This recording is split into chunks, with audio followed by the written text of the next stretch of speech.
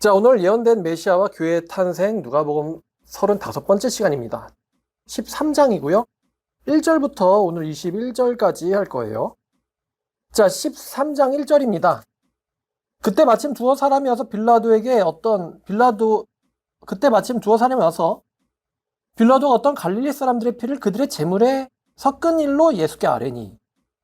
자, 지금 일반 백성들이 예배를 드리려고 하는데 자기가 드리려고 했던 이 희생제사에 자기가 죽게 됐습니다. 빌라도가 죽였대요. 자, 근데 이 사람들이 왜 죽임을 당해야만 했는가? 로마에 의해서. 거기에 대해서 성경은 얘기해주지 않습니다. 빌라도가 단지 잔혹했기 때문에 그랬을 수도 있고, 아니면은 유대인들의 종교 생활과 빌라도가 로마와 어떤 갈등이 있었을 수도 있고요. 아니면 이 사람들이 열심당원이거나 반란이나 독립을 꿈꿨기 때문일 수도 있지만 성경은 왜 그런지는 얘기하지 않습니다. 아마 가장 유력한 가능성은 유대교의 종교의식과 관련해서 로마 당국과 어떤 충돌이 있었을 것 같고요. 그것을 정리하는 과정에서 빌라도가 자신의 잔혹성을 보였던 것이죠. 잔혹하게 제압했을 가능성이 있습니다. 자, 그래서 제사를 드리려다 자기가 죽었는데요. 정부에 의해서. 자, 근데 이 사람들의 그 심보는 이렇습니다. 저렇게 죽는 거는 죄 때문이야. 저 사람들은 자기 죄 때문에 저렇게 요절을 한 걸 거야. 일찍 죽은 걸 거야. 그런 생각을 하고 있었습니다. 자, 그래서 예수께서 대답하라 이르시되 너희는 이 갈릴리 사람들이 이같이 해를 받음으로 다른 모든 갈릴리 사람들보다 더 죄를 졌는 줄 생각하느냐. 예수님의 말씀은 이거죠. 너네들이 생각하는 것처럼 인과응보가 아니다. 3절 너에게 이르노니 아니다. 만약에 너희도 회개하지 아니하면 이와 같이 망하리라. 너희보다 먼저 죽은 사람들이 너희들보다 뭔가 악한 짓을 했기 때문에 죽었다고 생각하지 마라. 너희도 회개하지 아니하면 너희도 똑같이 망할 것이다. 이렇게 예수께서 말씀하십니다. 자, 또 예수님이 한마디도 하십니다. 실로암에서 망대가 무너져 치여 죽은 18사람이 예루살렘에 거한 다른 모든 사람들보다 더 죄가 있어서 그렇게 된 줄 아느냐. 이거 사고사예요. 살해당한 거, 그 다음에 사고사. 근데 사고사를 당한 사람들이 너네들보다 더 죄를 져서 그런 줄 아느냐. 사람들은요, 남들이 심판당할 때, 뭐 사고로 가족을 잃거나 그럴 때, 우리들보다, 나보다 죄를 더 많이 져가지고 심판을 받은 줄로 생각하는 경향이 있습니다. 근데 예수님은요, 그렇게 생각해서는 안 된다. 예수님의 포인트는 이것입니다. 지금 살아있고, 지금 말씀을 들을 수 있는 기회를 가진, 상황의 여유를 가진 너희가 회개하지 않으면 똑같이 될 것이다 라고 예수님께서 말씀하십니다. 저 이거 보면서 참 떠오르는 사람들이 많았어요. 뭐 김수현 씨도 떠오르고, 뭐 윤석열 씨도 떠오르고, 뭐 김건희 씨도 떠오르고, 지금 이게 떠오르는 사람이 3명인데 이 사람들이 정말 우리보다 더 악하게 살아서. 근데 제가 이제 이런 얘기 한 적이 있는데 김수현 씨가 악당인가요? 강남에 나오는 웬만한 사람들 다 김수현 씨보다는 나쁠걸요? 그렇지 않아요? 김수현 씨가 뭐 드러난 게 그 정도지. 강남에 나오는 연예인이 아닌 사람들 중에 김수현 씨보다 보니까 요즘에 마약사범이 10,000명이나 된다네? 사기, 도둑질. 근데 이제 우리는 손가락질하기를 좋아하지. 그래서 죄 받아서 저렇게 된 거야 라고 생각을 하려고 하지만 사실은 김수현 씨가 정말 그렇게 막 나쁜 그런 사람은 아니죠. 그분이 어려서부터 철저하게 기독교 가정에서 기독교 정신으로 훈련을 받았고 성장을 했고 뭐 그러면서도 그렇게 되면 이제 좀 더 비판할 수 있겠지만 불행히도 그분의 가정 환경, 성장 환경 그렇지 않은 것 같아요. 근데 우리가 그 사람의 성장 환경을 갖다가 그 사람이 잘못했어 이렇게 얘기할 수는 없잖아요. 김세론 씨가 술 마시다가 음주운전 해가지고 어쩌고 얼마 전에 보니까 막 20대 애들이 막 단체로 음주운전 해가지고 사람 쳐죽이고 그러잖아.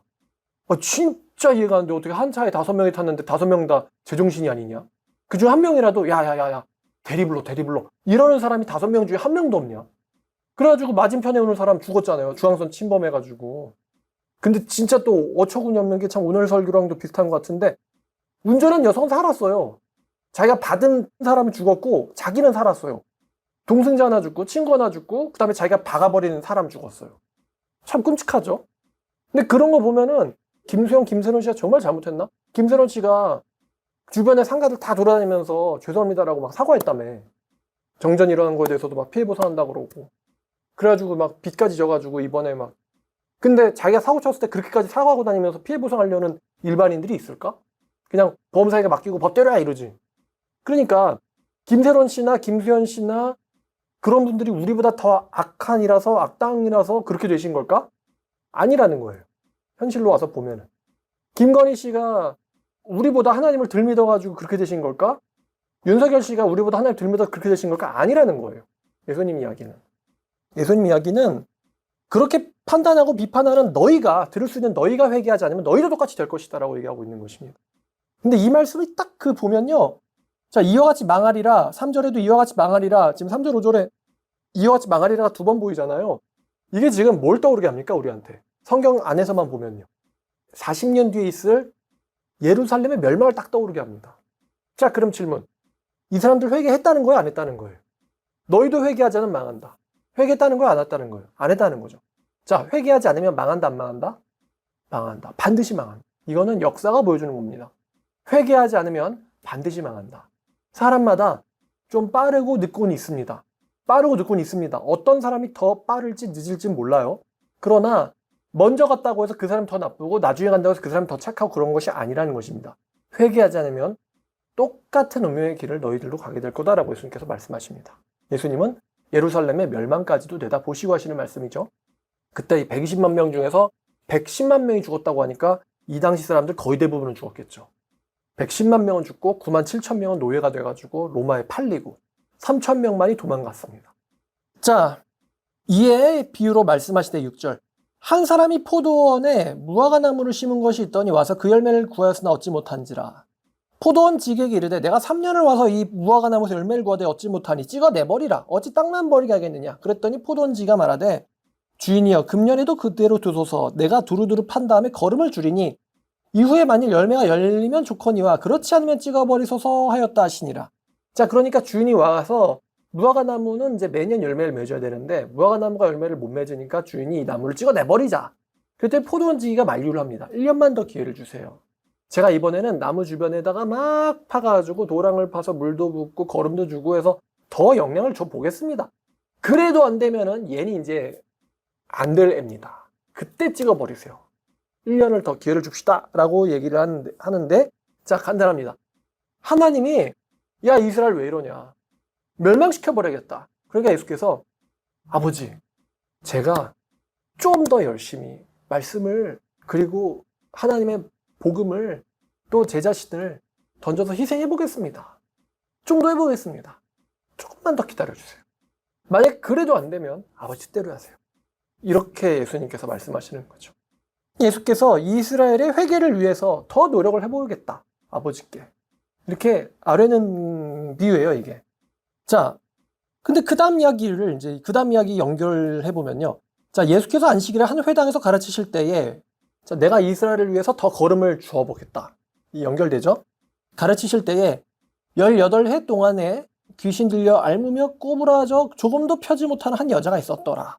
제가 허리가 좀 아프다 보니까 허리 아픈 사람들 보면 남일 같지가 않거든요. 특히 할아버지 할머니들 보면은 너무 이제 꼬부라지셔가지고 막 이런 거를 이렇게 집으시고 덜덜덜덜 이러면서 걸어 다니시는 분이 있잖아요. 이게 남의 미래 같지 않아가지고. 근데 이제 허리가 아프시겠죠? 늙었다고 해서 안 아프고 그게 아니고 늙었어도 통증은 그대로니까 그런 거라도 의지해 가서 막 간신히 이제 막 새로 만들어진 로봇 마냥 천천히 걸음을 떼는 거 아니겠어요? 되게 막 마음이 아프단 말이죠. 근데 한 여자가 있는데 완전히 꼬부라져가지고 18년 동안을 펴지 못한 거예요. 뼈가 휘고 관절이 다 굳어가지고 얼마나 아플까? 오늘날처럼 신발에 좋기를 해요. 뭐 보행기가 있기를 해요. 휠체어가 있기를 해요. 지팡이 들고는 덜덜덜 떨면서 왔을 거 아니에요. 얼마나 아플까? 사람들은 이렇게 생각했을 거예요. 이 여자가 뭔가 있다. 뭔가 있어서 이렇게 됐을 거다. 근데 예수께서 12절에 보시고 불러 이르시되 여자여 네가 네 병에서 놓였다 하시고 안수하시니 여자가 곧 펴고 하나님께 영광을 돌렸대요. 하나님께 영광을 돌렸다. 하나님께 영광을 돌릴 줄 아는 여자였어요. 자, 근데 이 광경을 회당장이 봅니다. 회당장이 예수께서 안식일에 병 고치시는 것을 보고는 분을 내어서 무리에게 말합니다. 일할 수 있는 날이 6날이 있는데 그동안에 와서 고쳐줄 것이지 왜 안식일 날에 와서 못할 일을 하느냐. 한번 상황을 좀 구성을 해봐야 돼요. 자, 이 여자가 허리가 완전 꼬부라져가지고 18년이 됐대요. 이거를 누가가 알고 있어요. 그랬다는 것은 이 여자는 그 회당에서 꽤 알려져 있는, 그 말에서 굉장히 알려져 있는 사람일 것입니다. 알려져 있고요. 18년이 됐다라는 게 널리 알려진 걸 거예요. 자, 그러면 이제 제 질문은 도대체 이 사람이 왜 회당에 왔을까? 예수님 회당에서 가르치실 때 이 여자가 딱 보여가지고 고쳐주신 거잖아요. 아마도 이 꼬부러진 여자는, 이 엄청나게 아픈 여자는 예배 드리러 왔을 거예요. 예배 드리러. 다른 말로 하면은 몸이 그 지경이 돼서도, 그렇게 몸이 망가져서도 이 사람은 안식일에 예배를 드리려고 왔어요. 만약에 어떤 사람이 우리 교회에 정말 몸이 꼬부라져가지고 파들파들 떨면서 덜덜덜 그러면서 이제 예배를 드리고 싶어서 이렇게 오는 분이 있다고 생각해 보세요. 그럼 제가 굉장히 기뻐할 것 같거든요. 저런 몸인데도 예배를 드린다. 그러니까 건강한 몸인데 예배를 드리는 것도 물론 귀하지만 교회 나오기 힘든 어떤 장애를 갖고 있어요. 근데도 와서 예배를 드리려고 하는 그런 마음을 가진 분이라면 얼마나 참 마음이 고울까라고 제가 좋아할 것 같습니다. 자, 근데 이 회당장은 이 여자가 왜 왔는지도 알고 있지만서도 이 여자가 고침받았을 때 기뻐하지 않았습니다. 화를 냈어요.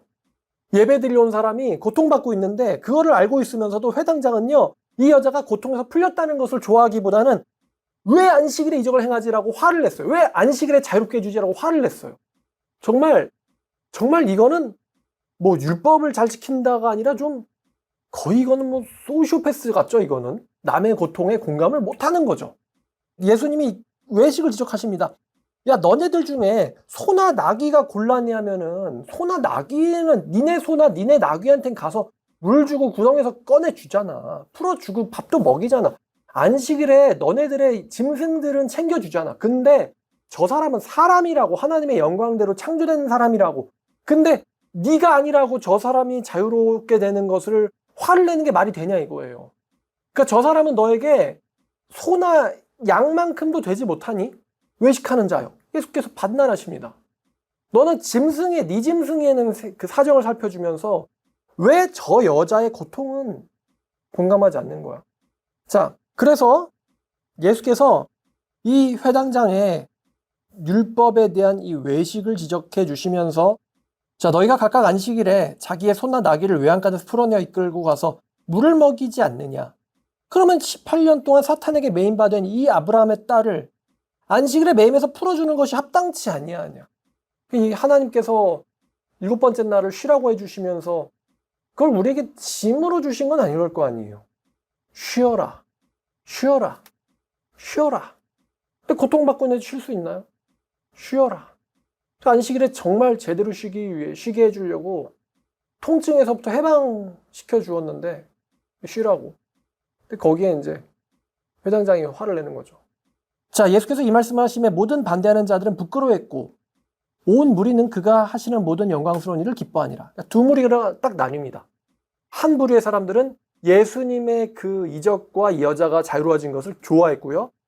어떤 사람들은 그 일을 굉장히 싫어했어요. 화를 냈어요. 근데 화를 내더라도 티가 안 났던 사람들은 이제 속으로 부끄러워했다라는 것입니다.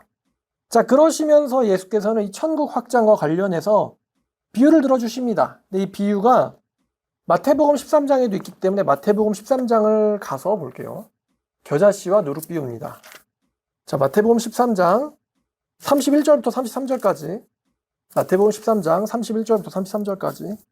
자, 또 비유를 들어 이르시되 13장 31절 천국은 마치 사람이 자기 밭에 갖다 심은 겨자씨 하늘 같으니 이는 모든 씨보다 작은 것이로되 자란 후에는 풀보다 커서 나무가 되매 공중의 새들이 와서 그 가지에 깃들이느니라.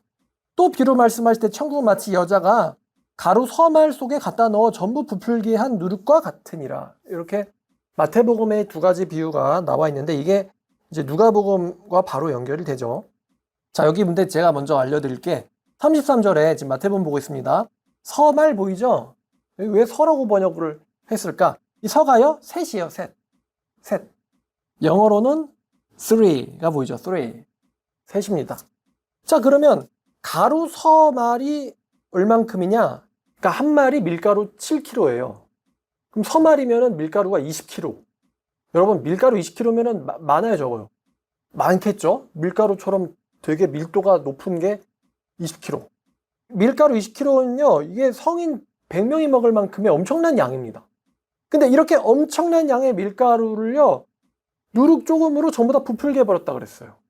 자, 그러면 이 겨자씨와 누룩 비유가 뭐냐면은 겨자씨도 그렇고 누룩도 그렇지만 그 서말에 비하면 누룩은 되게 적습니다. 또 온 세상에 비하면 겨자씨는 매우 작습니다.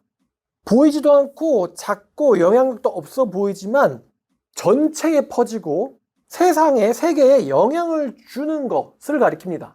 뭐냐면 바로 이 천국을 가리켰다. 천국 누가복음 버전으로는 하나님의 나라. 하나님의 나라. 쉽게 여러분들에게 이해를 드리면 기독교가 정말 엄청나게 큰 영향을 사람들한테 주고 있죠. 지금같이 탈종교 시대라고 해도 기독교의 영향력은 장난이 아닙니다. 종교계에도 기독교의 영향력이 제일 크고 정치에도 사회에도 경제에도 또 국가 경영에도 기독교는 굉장히 큰 영향력을 미치고 있습니다. 우리가 알든 알지 못하든 말이죠. 예수께서 말씀하신 천국이란 하나님 아버지의 통치, 주권을 가리킵니다.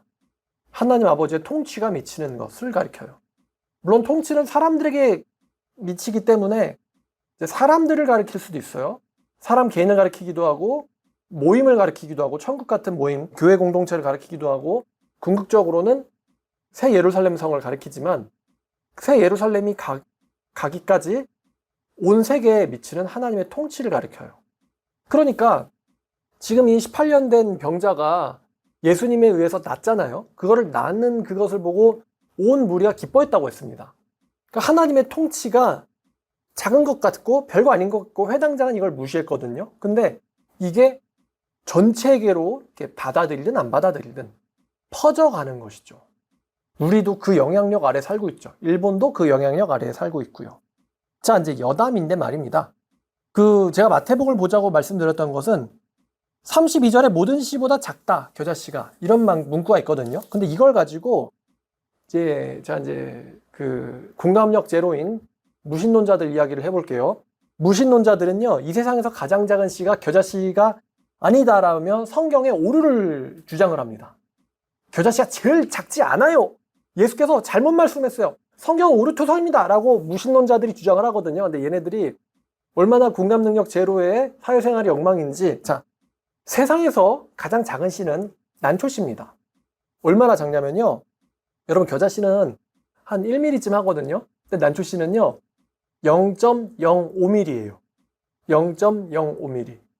그러니까 1mm에 20분의 1이에요. 1mm에 20분의 1. 그게 난초씨입니다. 20분의 1mm. 그럼 눈에 보이겠어요? 안 보이겠어요? 안 보입니다. 안 보여요.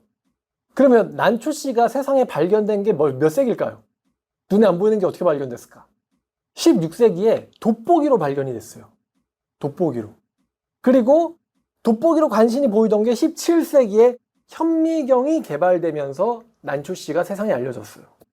얘가 되게 특이한 형식으로 발화를 하는데, 보통은 씨앗이 자기 몸 안에 지가 먹고 뚫고 나갈 만한 양분을 갖고 있잖아요. 씨앗이. 그래서 좀 두께가 있습니다. 그 씨앗이 영양가가 있죠. 난초씨는 그런 게 없어요. 너무 작아가지고. 그리고 다른 귤에 기생을 해서 같이 자랍니다. 되게 재밌는 시죠? 그래도 이렇게 작은 씨도 있다. 자, 근데 그러면 현미경을 통해서 17세기 알려졌다고 했는데, 그럼 예수님이 이걸 이렇게 설명했어야 됐어요? 세상에서 가장 작은 씨앗은 난초 씨앗이라고. 너네 이름도 모르지? 근데 이게 겨자씨 20분의 1이야. 이게 제일 작은 씨야. 근데 이게 세상에서 제일 작은 씨인데 이게 마치 천국처럼 어쩌고 저쩌고 전 세계에 이러면은 예수님이 극강 T라는 소리겠죠? 왜냐면 예수님은 설교를 하실 때 기본적으로 상대방, 하나님도 그러시지만 상대방의 공감과 이해를 바탕으로 설교를 하시거든요. 그러니까 너희들이 그 당시 농경사회에서 너희들 세계에서 너희들이 인식하고 있는 제일 작은 씨. 그러니까 겨자씨인데, 그럼 여기다가 그럼 괄호하고 너희들 세계관에서 가장 작은 씨가 바로 이렇게 적어놨어야 돼요? 예수님이? 그러면 공감이 안 되잖아. 예수님이 되게 없어 보이잖아요. 자, 그래서 그 당시 사람들이 잘 인식하고 있는 바 겨자씨를 사람들이 인식하는 가운데서 가장 작은 씨앗으로 비유하신 겁니다. 여기서 난초 씨앗 제일 작은데 그러면은 이제 걔는 예수님 이 말씀하시고 나서 1600년이 더 지나야지 발견된다고요. 현미경이 생기면서. 무신론자들이 이 정도쯤 되면 제가 하도 왜 겨자씨가 제일 작은 게 아니라고 하길래 좀 알아봤지. 얘네들은 안 믿으려고 그냥 발버둥을 치는 거야. 발버둥. 안 믿으려고. 자, 그러면 이제 오늘 여기까지 21절까지인데요. 자, 그러면 요약을 하면 이렇습니다. 이 당시 사람들은요, 사람이 살해당하거나 사고로 죽은 것을 죄받아서라고 생각을 했어요. 근데 예수님은요, 그게 아니다라는 거예요. 물론 그들의 죄가 있긴 있죠. 죄가 있긴 있지만 그렇게 죄받았다라고 얘기하는 너희들도 그들보다 더 나을 것이 없다가 예수님의 말씀이에요. 너희들도 회개하지 않으면 똑같이 심판당할 것이다.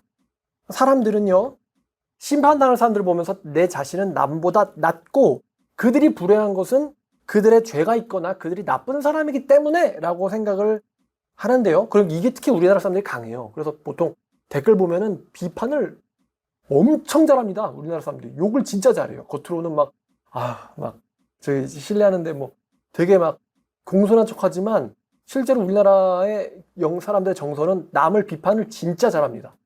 근데 성경의 원리 원칙 중에 하나는요, 하나님이 누구를 먼저 심판하시는지는 아무도 알 수 없다예요. 죄 많이 지은 사람부터 심판하느냐, 그게 아니라는 것입니다. 하나님은 죄를 지은 사람을 반드시 심판하시는데 누구를 먼저 심판하실지는 아무도 알 수 없습니다. 그게 하나님이 하시는 일의 원칙이에요. 자, 성경 한 군데만 볼게요. 전도서 7장입니다. 전도서 7장 15절입니다. 전도서 7장 15절을 보면 내 험한 날을 사는 동안에 내가 그 모든 일을 살펴보았더니 자기의 의로움에도 멸망하는 의인이 있고 자기 악행에도 장수하는 악인이 있대요. 그러니까 의인이 의롭지만서도 멸망하는 사람, 그러니까 빨리 죽는 사람이 있고 악인이 악행을 저지르는데도 장수하는 악인이 있다라고 합니다. 그러니까 어떻게 저러지? 심판하는 신은 없나? 이렇게 생각할 수도 있는 거죠. 자, 근데 또 8장 14절도 보니까요. 세상에서 행해지는 헛된 일이 있는데 악인들의 행위에 따라 악인 때문에 벌받는 의인도 있고요. 의인 때문에 상받는 악인들도 있대요.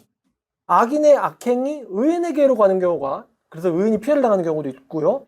또 의인의 행위 때문에 악인이 상을 받기도 한답니다. 이렇게 뭔가가 이렇게 딱 이렇게 연결이 되어 있지 않은 것처럼 보이는 세계도 있다는 거예요. 근데 그렇다고 해서 솔로몬이 악을 저지른 사람을 신은 방관하시냐라고 생각하냐 그랬을 때 솔로몬은요, 하나님은 악을 방관하시는 분이 아니다라는 게 솔로몬이 하고 있는 이야기예요. 우리가 또 이 말씀 딱 보면서 성경이 모순적인가? 이런 식으로 생각할 수 있는데요. 솔로몬이 하고 싶은 말은 하나님은 어떻게 누구를 먼저 벌 내리실지 아무도 모른다는 거예요. 다만 분명한 것은 반드시 의인은 보상을 받게 되고 반드시 악인은 심판을 받게 된다. 이것은 솔로몬이 절대로 타협하지 않는 주장입니다. 자, 그래서 11절과 12절을 보면요. 지금 8장입니다. 8장 11절부터 13절까지 보면 악인에 대한 징벌이 속히 실행되지 않기 때문에 인생들은 악을 행하는 데 담대하대요. 죄를 졌는데 죄값을 받으면, 이게 제가 한번 얘기한 것 같은데, 여러분 진짜 망치고 싶은 사람, 진짜 얘는 죽었으면 좋겠어, 망가졌으면 좋겠어, 망했으면 좋겠어 하는 사람이 있으면 뭘 안 해주면 된다 그랬어요? 진짜로 망했으면 좋겠는 애들이 보면은 뭘 안 해주면 되냐면 경고를 안 해주면 됩니다. 경고를 받아가지고 되게 심각하게 우울해지면 통쾌하다 이게 아니에요. 경고를 받아서 진짜 심각하게 이러면요, 우린 그 사람은 걔한테 되게 좋은 걸 해준 거예요. 경고를 받아서 화를 내는 사람도 있습니다. 그래도 그 사람은 인지를 한 거예요. 근데 여러분이 진짜 망치고 싶은 사람 있으면요, 잘못된 길을 갈 때 절대로 경고하지 마세요. 확실하게 망쳐줄 수 있습니다. 확실히 죽게 냅둘 수가 있어요. 자, 그러면 악인이 악을 저지를 때 하나님이 심판을 안 한다? 그러니까 하나님이 이제 죽이는 심판도 있지만 뭔가 크게 한번 당하게 하는 거거든요. 악인이 악을 저지르는데 하나님 심판을 안 한다? 이게 하나님이 없다는 걸까요? 무서운 걸까요? 무서운 거예요, 이거는. 하나님이 가인한테 너 왜 그래? 라고 했을 때 가인이 그 말 듣고 화가 나가지고 아벨을 죽일 거를 몰랐을까요? 알았을까요? 하나님 아셨어요. 근데 하나님이 왜 가인한테 너 왜 그랬냐라고 경고하셨죠? 그래도 가인을 아끼시니까예요.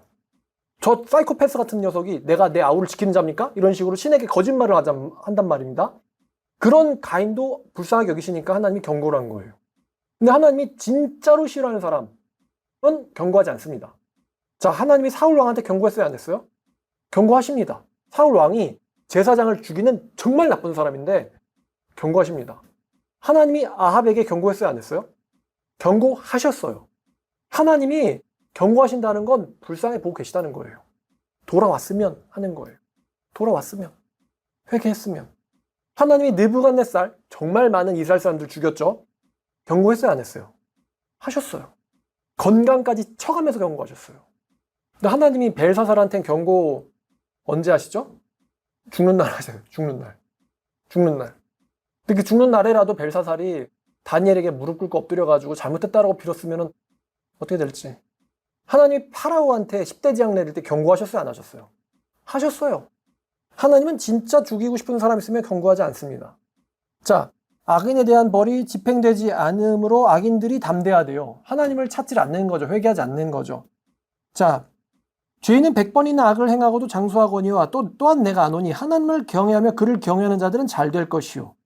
악인 장수가 결코 좋은 일이 아닙니다. 왜냐하면 그 사람 세대나 그 사람 다음 세대에서 망하면 되니까. 그런데 하나님을 경외하는 자는 잘 될 것이요.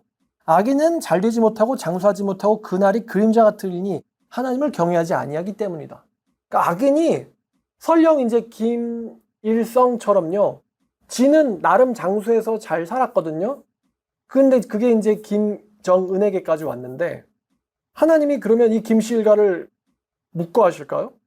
그렇지 않다는 것입니다. 제가 보기에는 김일성 일가를 통해서 수많은 악인들을 일망타진하시려고 놔두시는 거예요.